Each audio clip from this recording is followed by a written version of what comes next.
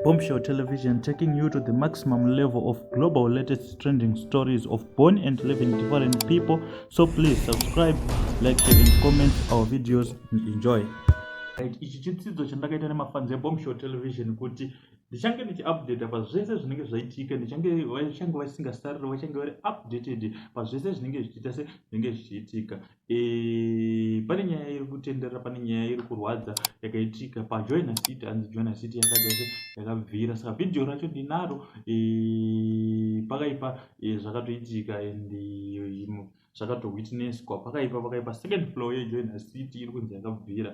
Saka video umbowo tinawo, tisingade kurebesa nyaya. Let us know what you think in the comment section kuti mazvionawo sei ende munozvitora sei.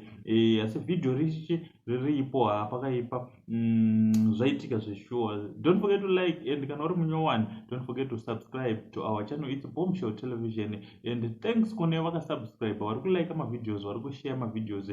Our channel is growing each and every day. Thanks for watching. My name is Bombshell. Bajimu ba. Mawana.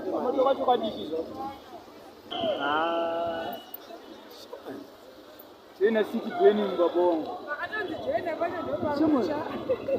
Pakatonzi Joina ndo pane nyaya. Vatiwa fire brigade vakanonoka chino chako.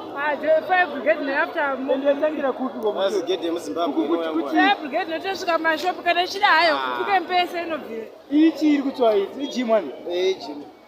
Mujim. Ndakafona fire brigade. Ndakafona. Fire brigade amana musanyeberana. Asana gona zoti apantombochiwa, apantombotsva chaiko. Shit.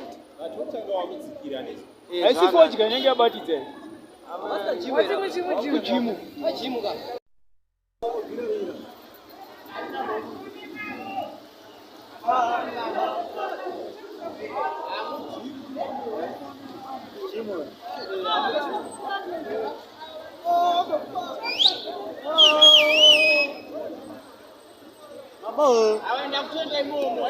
Ande imomo. Amana.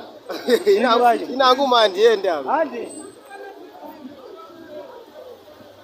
Inangumkatuma ndiende kumakaputika.